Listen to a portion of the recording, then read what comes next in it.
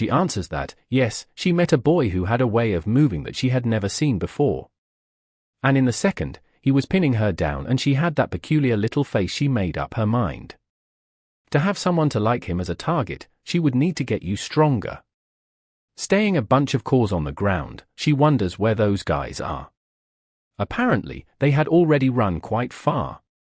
When she remembers that in the room, the guy mentioned that Blue had a huge blue aura that could be seen from far away.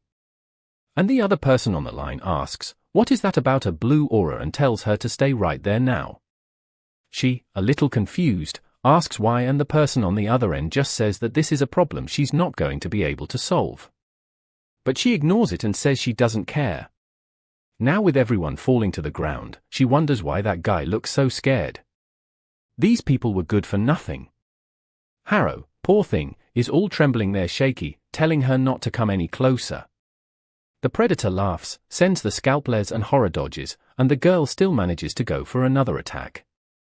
But the fierce one, talk about her, got out of one more. This predator says she knew she was really going to be trouble. Yeah, man, next scene, already caught by the hair. The predator already realized that now she's bleeding from the nose. Apparently, whenever this power was, it demanded a lot from the body. At that moment, then, she tells Harrow that she had mentioned cutting her tendons. The blade is already behind her calf, man, when someone suddenly passes by and pushes. It was Blue, but he's all beaten up. He managed to keep the cut from going deep. The predator is impressed. Then, she glances to the side, and I think she gives Harrow a kick. She turns to our boy and says she was excited to fight him again. Poor guy, though, man, he's like Rock Lee versus Gaara. He can't even open his eyes. He goes in to punch her, but she dodges, laughing, and hits him with a combo, saying that now things were really different, since she could also use the life force.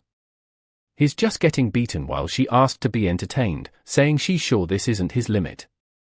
But man, Blue had just killed 300 monsters, and now just collapses on his elbow on the ground. She then says that to make our boy happy, she won't kill his friends if he loses.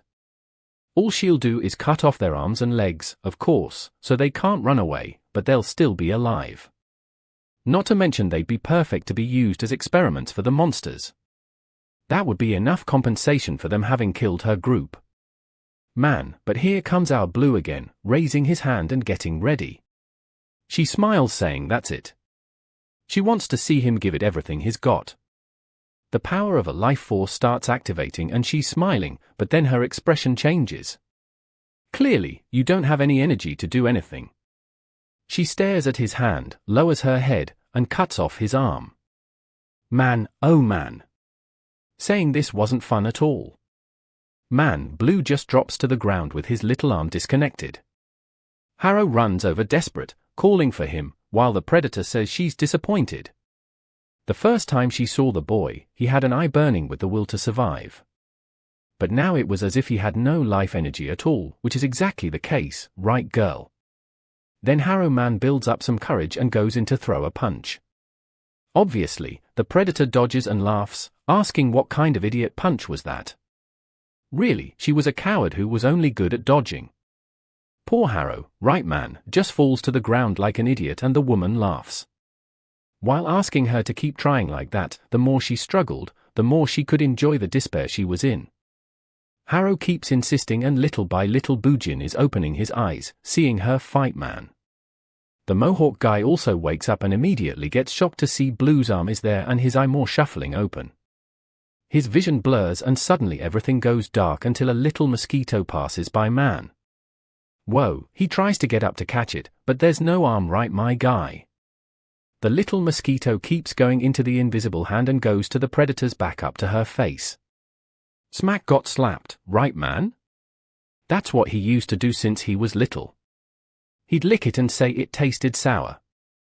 Even his dad, confused, would ask why he did something so disgusting.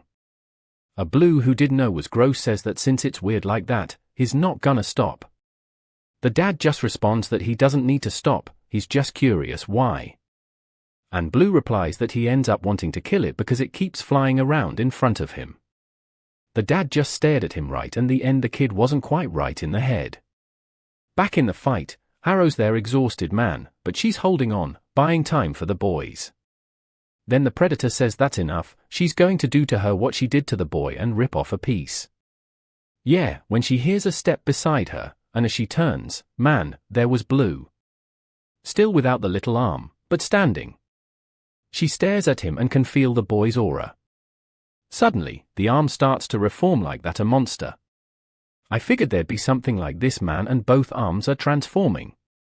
Obviously, the whole team is there shocked, calling out to him without understanding what's happening.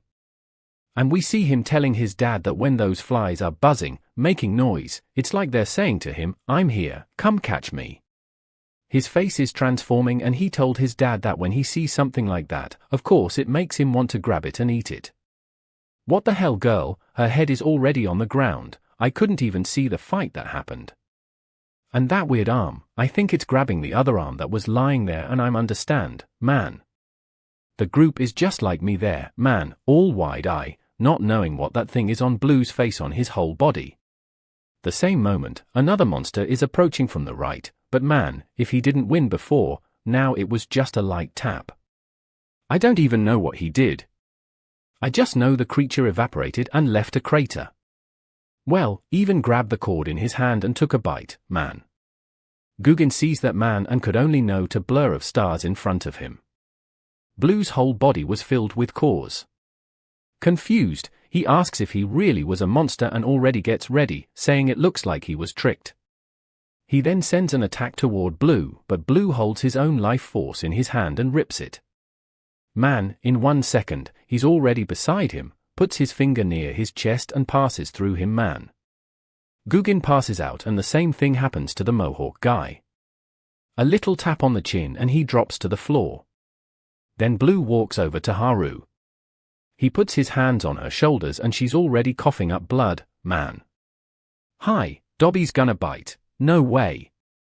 Haru grabs a little rock beside her and starts hitting her head, telling him to wake up, but he's still pushing forward, and man, now her eye is starting to go weird. She keeps throwing punches in his face until he finally opens his eyes and recognizes her. With that, the transformation starts to fade away, man. Meanwhile, Hujin and the Mohawk guy are knocked out on the ground. In the end, only the little guy was left standing, even Haru in the end ended up fainting. Oh no, just because I said that. Look at the down woman and over there, man. As soon as she saw him approach, she already told him to stay back, calling him a monster. When Blue heard that, he started wondering if it was really him who caused all this. From far away, someone was watching, man. And the guy asks how this is possible. He says he said he would help, but they hadn't agreed on something like this. The other person, though, just keeps walking, man. Look who it was. The little doctor came out of the base. Right away, Blue sees him coming and asks him not to get closer. But Bion just walks by, grabs his tools and starts tending to the people who fainted. While the other one comes closer and asks if Blue by any chance is a monster. From far away, the binoculars guy is scared that they're getting close to him even after seeing all that happen. Then he turns to the person next to him and asks if he's not planning on going near too. But the person is just smiling under the hood, man. Could it be the dad? No way it is, right folks? That would be way too obvious. But obviously, it was quite peculiar that the nut job was smiling. With that, the people are thrown over the shoulders and start being carried back to the base. While Blue is still there, not understanding anything, wondering what's going on. Sometime later in the subway, the binoculars guy says he met Ji Jin when both were being treated like cattle by the guys. The deal he made with Ji Jin was that he'd help everyone escape and afterward they'd go back together to his people. The Mohawk guy who already put his little gel on again asks was that people thing. And he explains that they came from the same place they were trying to go to. But then he questions whether they should really already be moving around with that many injuries. The Mohawk guy tells him to relax, that this is light work, man. He's 100%. The doctor tells Chicken Hair to calm down a bit. What's he even talking about, and asked him to stop calling him that.